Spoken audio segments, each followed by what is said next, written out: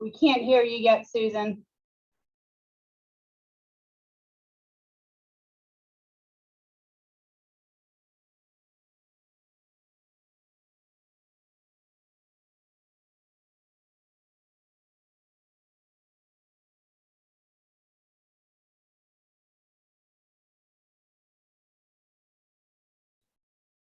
Susan, I don't know what happened to your audio. Oh, there you are. Talk and see if we can hear you.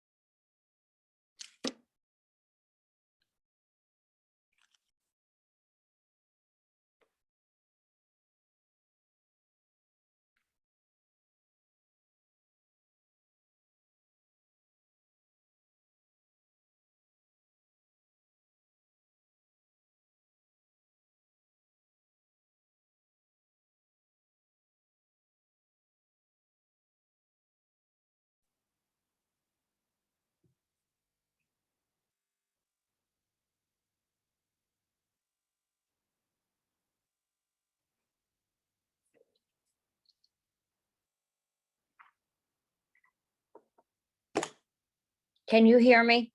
And I can't hear you.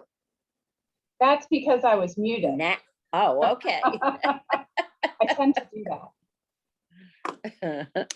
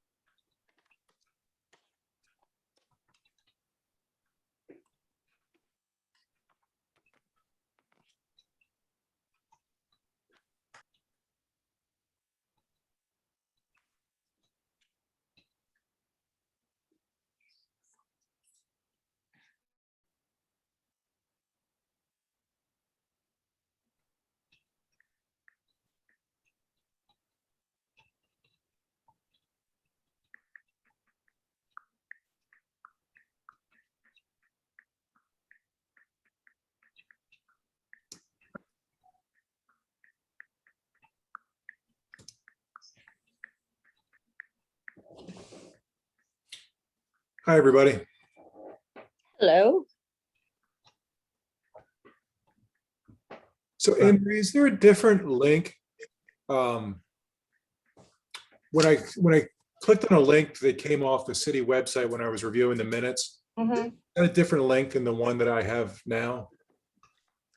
So your personal link puts you right in the panel and puts your name there. Okay, If you click the other one, we just have to bring you over manually. So either works, okay. but you have a personalized link for you. That makes me feel important, You are the chair. right?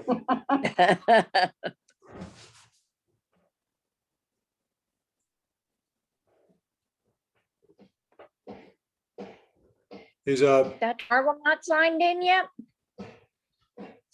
what's that?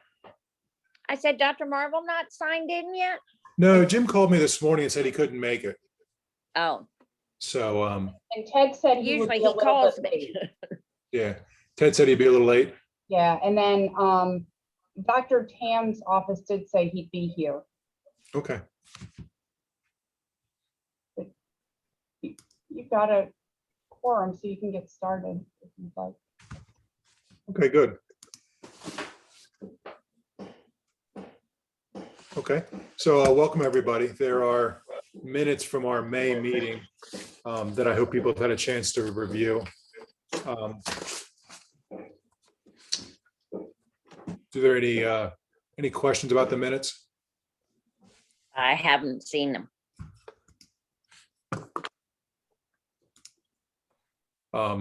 Has anybody else had a chance to review them? They were on the city website. So if you click on the agenda packet for today's meeting, the minutes were below that. Oh, I've had time to review them. You have or have not? I have Good. definitely motion to approve if we have a second. I'm not Okay. sure you're not technically on the committee. So Well, it's good to know. that doesn't make your participation any less important. I've kind of Thank spoken you. before about different voting topics. That's good to know that I don't, I shouldn't. That's good. Cheryl, have you been able to look at the minutes? Yeah, sorry, I was having some technical difficulties. Jen had to help me. So yeah, we're good. Yeah, I'm good. If Okay. you can see her on the screen, she had to help me. I did, yeah. So can we get a motion to approve those minutes? I'll motion. There's a motion. Is there a second? I'll second it. Perfect. Okay, so motion first and second. Is there any discussion? All in favor? Aye. And opposed? Perfect. Okay. Well, so I guess with regards to COVID, it's entirely good news right now. The numbers in the state and locally continue to significantly decline. The positivity rate now in the county is right around 1%, which is great. We met a month ago, it was still around 5%. So that's great news. We certainly are still seeing some COVID at the hospital, but it's a much lower number than what it was. And just as a point of reference, in the peak of the pandemic, we probably had 50% of the people that were admitted in the hospital had COVID. This morning, that number is less than 5%. So dramatically less, but we still see a little bit. There's still definitely COVID in the community, and unfortunately, there's still fatalities that are occurring in our community. So it's still a disease, but it is certainly much better than what it has been. So it looks like when you look at the fully vaccinated in the county, we're still just under 50%. 65% of the people have had at least one shot. Hi, David. How are you? Hi, Paul. Sorry I'm late. No, that's perfect. We are, we're just kind of just giving them hi, Mr. Mayor. Hello there. How are you? Sorry I'm late. No worries. Just kind of giving them a COVID overview. So not really speaking so much specifically about BB. But anyway, so 65% of the people in Sussex have at least one vaccine. 46.5 have both vaccines. The state is still continuing, state and BB are continuing to have vaccination sites. I know that the state was at the Starboard over the weekend, and they were partnering with the Starboard, and they were actually offering a free orange crush to anyone who got vaccinated. They vaccinated in the mid-30s of people. apparently there was a National Guardsman who was quite the town crier, who was standing at the edge of the street, getting people to come in. So, yes, I mean, the vaccine is out there for people that want it. So the other really good news is the CDC puts out a weekly morbidity and mortality report. And the report that came out on May 28th looked at the number of breakthrough cases of COVID. So these are people that are fully vaccinated that develop COVID subsequently. So they, in the setting of 1.1 million people fully vaccinated in the country, they identified 10,200 people that had developed COVID afterwards. So when you do the math with that, that number is really infinitesimal. It works out to be less than 0.0001% of the people that are vaccinated actually develop COVID. Now, they do admit that that number is probably artificially low because a third of the people that they identified had no symptoms at all. So they suspect there are more people out there that just didn't get tested that didn't know. But it still represents a really, really small number, and it demonstrates the importance and the efficacy of the vaccine. And of those people, of that 10,000 people that that developed COVID, 160 of them died. So if you take that number of 160 and divide that by the 1.1 million, that number becomes even, dramatically smaller. And for those of you that don't like dive into medical decision making, like these are numbers that we would be thrilled with. Every time we do anything, there is always a risk of it not going as we hope. With much larger percentages in this, if the risk of, for instance, anaphylaxis, which is a significant allergic reaction, you give somebody an antibiotic for pneumonia, that's a couple percent, which is much larger than this. The risk of somebody dying from community-acquired pneumonia is a couple percent, even in the best circumstances. So, on the medicine side of this, we're used to looking at these few cases that are out there and kind of understanding what that really means in the larger picture. This is, obviously nobody talks about the risk of community-acquired pneumonia, but because COVID has been so much a part of our lives for the last 18 months, everybody considers all this stuff.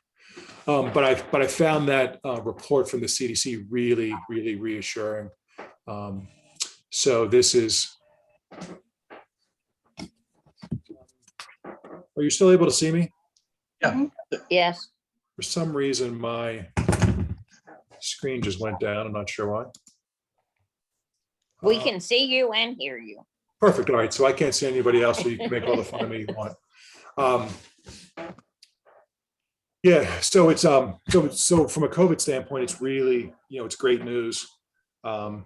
David, do you want to give some comments with regards to COVID at BB? Thank you, Dr. Cowan. BB, we continue to see COVID patients, but at a very low level compared to where we were in the surges. We, of course, continue to be very careful because we don't want the hospital and the health system to go down, if we're not careful about what we do. Therefore, we continue to encourage all our staff to vaccinate. We actually have a very good vaccination rate. I know that's a concern that the public has raised. We have a higher than national average vaccination rate for our employees, and we are assessing carefully what we need to do as an industry with respect to mandating vaccinations, like things like that for our staff as we come to talk more about when the next season is and what booster shots and stuff will be, and it's going to be scientifically based. In the meantime, we are continuing to loosen our visitor policies and ensure that we are able to have more visitors come into our facility to support their loved ones during a time when they need family support. But once again, being very careful. They'll still be screened just to make sure that things are going okay. And at the end of the day, we recognize that vaccination is an important part But it's also, if you think about it, even before the vaccines, how we kept things low. We washed our hands, watched our distance, wore our mask. And that's one of the things that we continue to ask people to do, especially in the hospital, to ensure that we reduce the risk of spread and, affect our staff. Because at the end of the day, we need to keep our health system strong in order to support the economy and the businesses and the community. So that's basically what we're doing here at BB Healthcare. Dr. Cowan? Yep, thank you. Ted, when we last spoke, we were talking about a recommendation to ease the mask mandate, and then the CDC kind of threw us off for a loop just a day or two later. Right. So we did go ahead. We did lift the mask mandate in downtown, made it optional.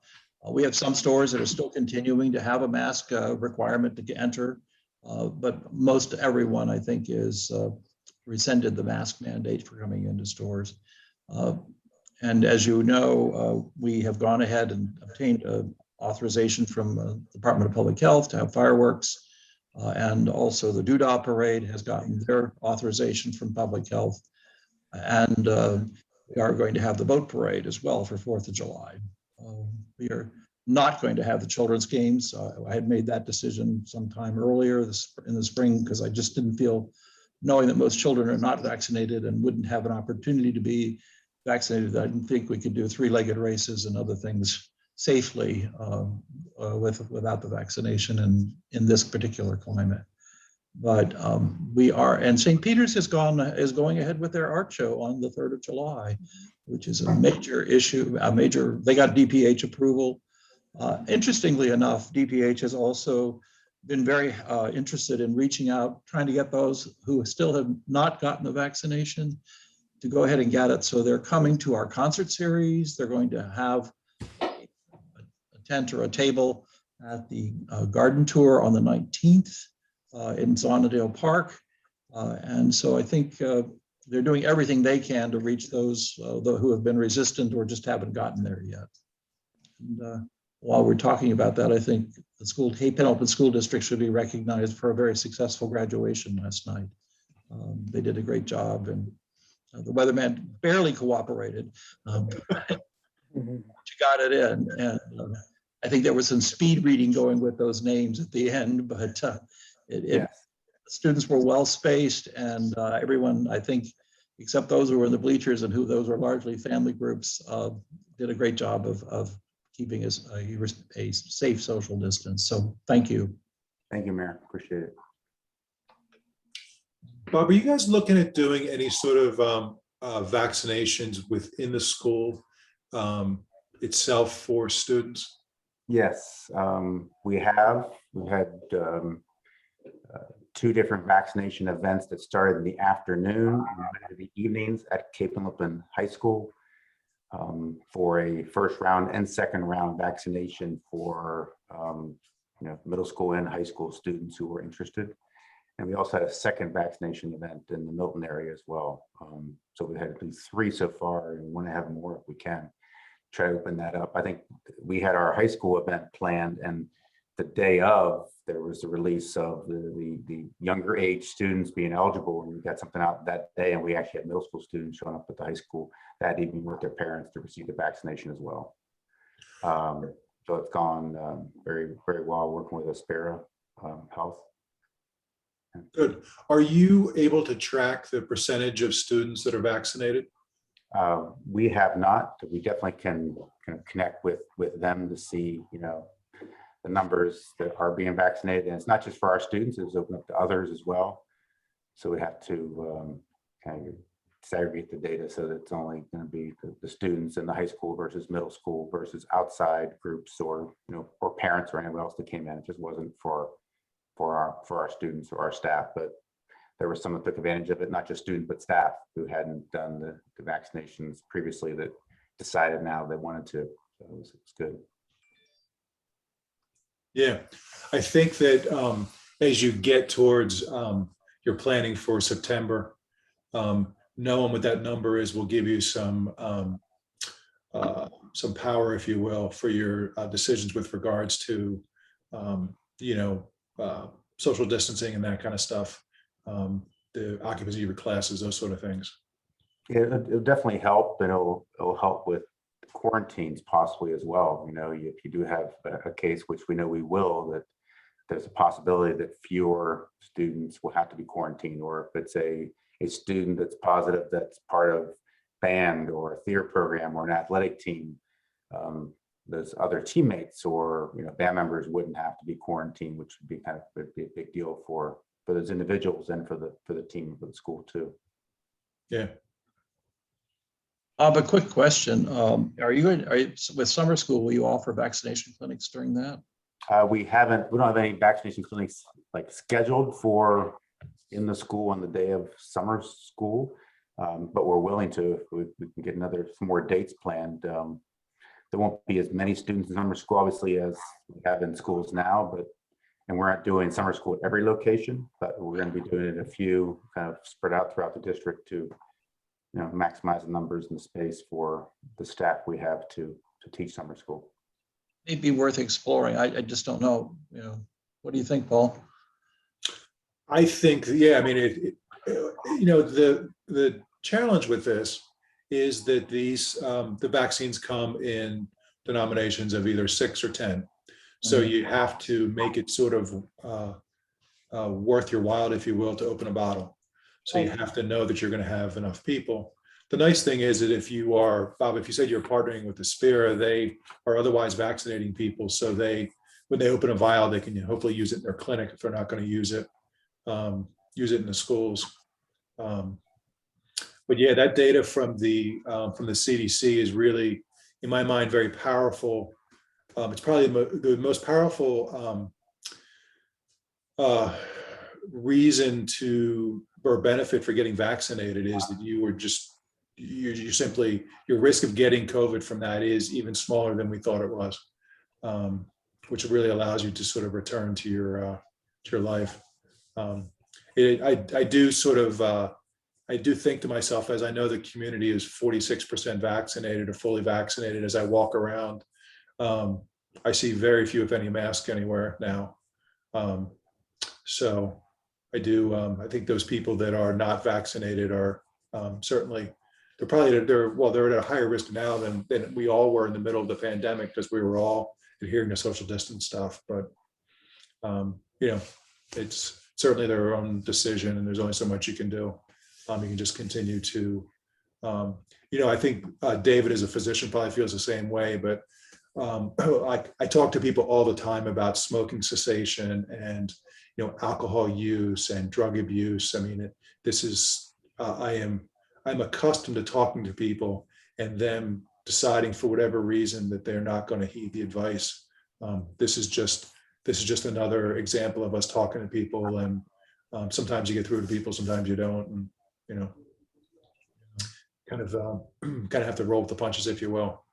One of the things we've been exploring about with the Recovery Act funds is, should we offer incentive to employees? And, has the hospital done anything with your employees offering incentive programs, or has the school system done anything with incentive programs, and have they been effective? And we know the states are doing it, and obviously some of the states are doing massive amounts of, up to $1 million in lottery. But have either BB or the school system done anything to incentivize people through that kind of system? No, we have not. Hello? And we have not either, Mr. Mayor. I think we'll see how it works with the state and the great work that's being done with administration in this area. On the healthcare side, it's really now hesitancy is based upon concern people have about the science and some of the questions people have, especially about fertility and things like that. And I think we're just really looking to how we do a better job, continue to do a better job of educating and providing the best scientific information possible to reduce the hesitancy. Okay. Thank you. Let me comment on this, because every time I hear the comment about fertility, just for clarity, the only comments that were made about fertility from reliable sources were that it specifically was not evaluated during the studies for both Pfizer and Moderna. Not that it potentially impacted fertility, but it simply wasn't studied. in both Moderna and Pfizer study groups, they had women that became pregnant after the study started, and there's been no reported side effects related to that. And the American College of Obstetrics has a position statement, and I believe they support the use of the vaccine for all women, including women that may be thinking about getting pregnant. So that's the hard data that I know it's out there, and that in a world of a lot of other stuff that's written. But I try and repeat that every time that comes up. Yeah. I can report a firsthand experience there. I have an employee who was 7 months pregnant when she got the vaccination, and she Yeah. could, with her obstetrician as well as a family member who was a physician, and decided to go ahead and get it done. Yeah, and you know, I the risk of not getting the vaccine, and I don't mean to beat a dead horse, no pun intended, is that even if you do pretty well with it, with the disease, i.e. not hospitalized, a lot of these people miss a fair amount of time of work, miss a week or two of work, and then have some longer term sequelae from the disease itself. They'll tell you that they're not really themselves for months. Some people have some cognitive issues that go on even longer than that. So, yeah. But all we can do as a healthcare community is continue to review the literature closely, to look at everything and continue to kind of report that to anybody that is interested, and let people still make their own decision. Right. So, yes, I think with regards to the vaccines continue to demonstrate their efficacy and their profound safety. The only other thing that's been reported since we last met is there was a study out of Israel that looked at young men who developed myocarditis. That's an inflammation of your heart muscle itself after the Pfizer vaccine. Again, those are really small numbers in a large number of, so that specifically there were 270 potential cases in over 5 million doses delivered. So a really small number. And actually, when you carve that number down, maybe closer to 180 out of 5 million. So again, a really low number. So the vaccine continues to be exactly what we thought it was in December when we first heard about it, which is good news. So hopefully the community will continue to experience the numbers that we have now, or even less, and we'll have good news when we talk about it again. Anybody else have any comments about COVID? I have a question. Have you heard anything about when they'll do younger than 12? I know that, David, go ahead, as you clicked on. No, I have not heard anything about that yet.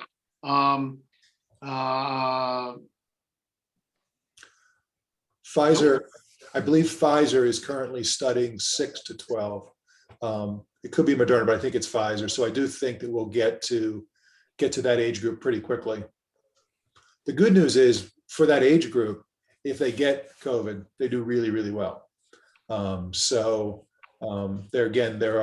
are a really, really infinitesimal number of kids that get sick with COVID, really, really small numbers, but generally speaking, they do really well with it. So, and you know, the only thing I will say as a pediatrician, Susan, is this, that if kids between 6 to 12 get the vaccination, it's, you know, the vaccination helps, of course, fight the infection in your body, but it doesn't mean that it kills it in your nose or your throat, right? It's Right. And so really at the end of the day, we know that it doesn't impact kids clinically in terms of making them sick, but the key is to work hard on figuring out how to keep the amount of kids out there with COVID in their noses and throat down, so that it prevents them going home or going and spreading it to other kids, or going to spread it to their grandparents or things like that. Right. So I think there's different studies, not just about the efficacy of it in terms of whether you get sick or not, but different kinds of public health studies on the transmissibility of the virus once you get enough kids, 6 to 12-year-olds, who are vaccinated. I hope that makes sense. Yes, it does. good. Okay, so I think we've covered COVID. The other agenda item, and I see that Mr. Carter, I think, is in our group. Sure he is. When I reviewed the minutes, we spoke at length about the issue with public access bathrooms on Lewis Beach.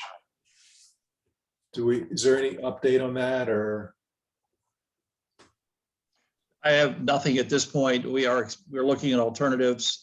We will be placing some more porta potties on the beach, obviously 4th of July, but we have not resolved the question that Mr. Carter has raised about in the place between placing potty, any kind of restroom facilities between Roosevelt Inlet and Beach 1 yet. That's not going to be an easy problem solved. We understand that.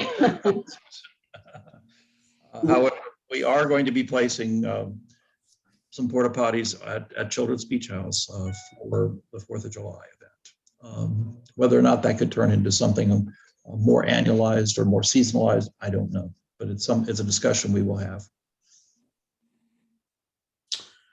Yeah, I wonder if there's a way. I mean, it's hard. It's incredible. You have to have the conversation with people, but I wonder if people, like, if there's not a public information component to this. I mean, it's incredible that you'd have to say to people, hey, it's not a good idea to defecate on the beach, but I don't know. I was actually kind of surprised when I heard the whole issue to begin with. Yeah, well, it is an issue of import and one that we have explored in the past. We've met a fair amount of resistance from folks. This year, unfortunately, we're having even an issue with just the amount of trash people are leaving.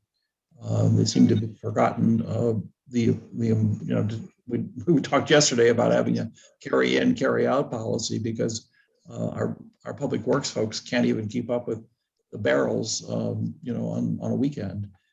And so we're moving some of them to the Bay Avenue side of the dune, so they're more accessible, so they can pick up larger quantities and putting out some more. But the general public right now seems to be less respectful than they have been in the past. And We have quite a few people who bring their household trash to the beach receptacles that then causes them to become full. If the receptacles are full, people just put the trash next to them rather than take it with them. So it's every year is a constant challenge, and we add barrels as we need them.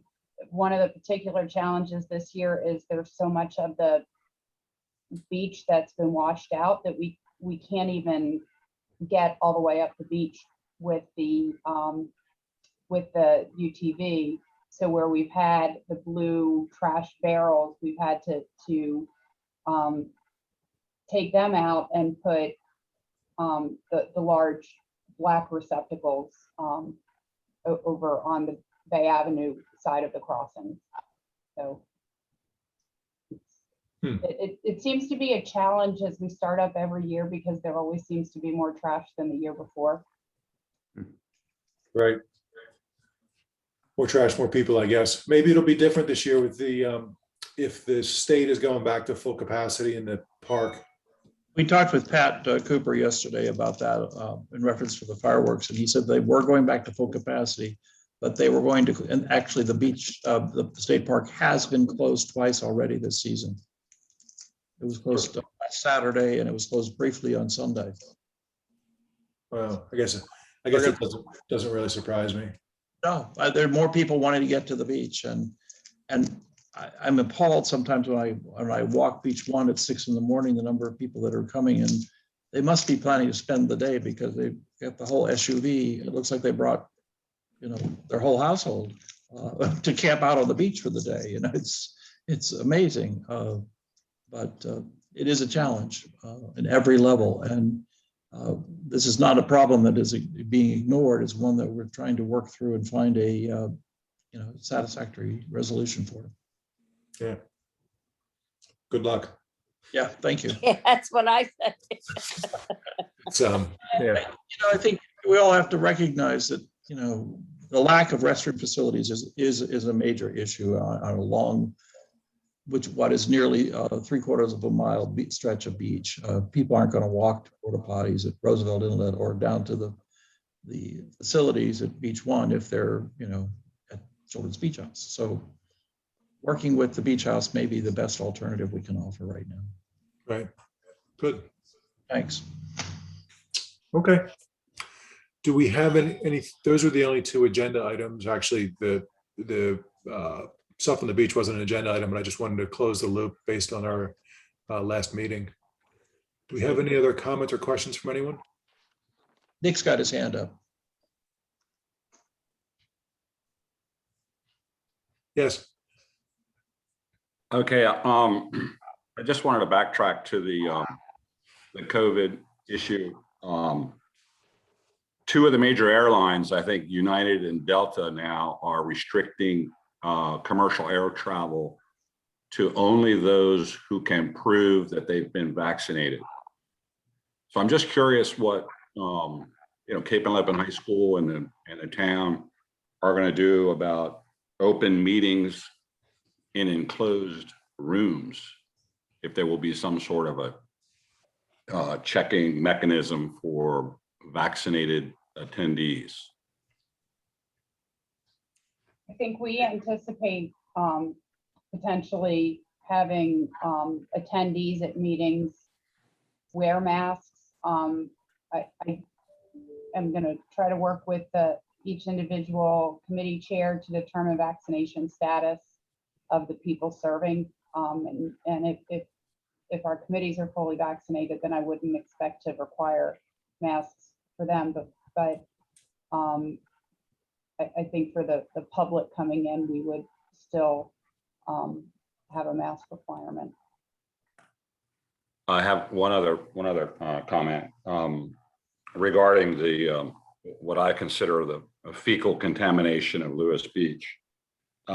There's currently an opportunity for the public to submit their comments on environmental concerns to the Resilient Community Partnership. I think yesterday, today, and tomorrow. And this is an environmental concern, it's a health concern. And in my humble opinion, it's literally fecal contamination of Lewis Beach that may impact the excellent recharge area regarding drinking water.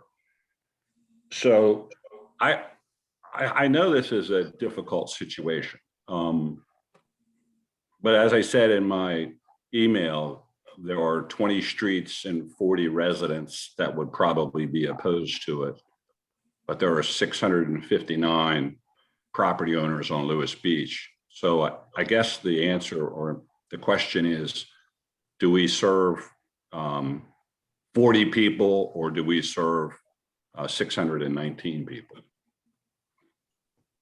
I think the answer to that obviously is we serve all of them, Nick, and we've got to find a way to make that happen. Yeah, and I know you're not ignoring it, but it's not going to go away. Right. And it's only going to get worse, in my opinion. There's no way to stop it. Right. You can't arrest people, you can't fine them. There's no ordinances in Lewis against it. So I don't know what the answer is, Mayor Ted, but I'm deeply concerned about it. Okay, I appreciate your concern, and we are working on it, and we did arrest someone last year for an incident. So we do have the ability to do that. Thank you. Thank you. Okay. Do we have any other topics before the committee? Okay. So I guess the question is, now that the town is opened back up, is there a need to continue for this committee to meet and the frequency in which it meets? I'm not trying to shirk my responsibility, but I'm willing to do whatever the town would like to do. Well, I would say that we probably could go on a less frequent meeting basis, or perhaps suspend meeting until further notice. But I do think We need to monitor the status of the increase of of infection rate and I think so there is some benefit in that. We backed off from meeting every 3 weeks to a month this past time.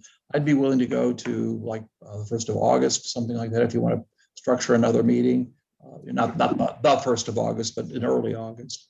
And that way, I think we could look at what's happened over the summer. We will have had the 4th of July results by then. And we'll also be looking at what's going to be going on at Cape Henlopen School District in the fall. I would imagine by then Bob might have a better idea of what's going to happen. Is that true, Bob? Okay, that sounds good to me. When does in August, when is the council meeting? Council meeting in August would be the 9th.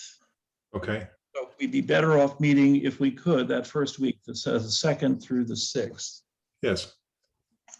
Does that fit for your schedule? Yeah, is the morning of the 5th, does that work in people's schedule?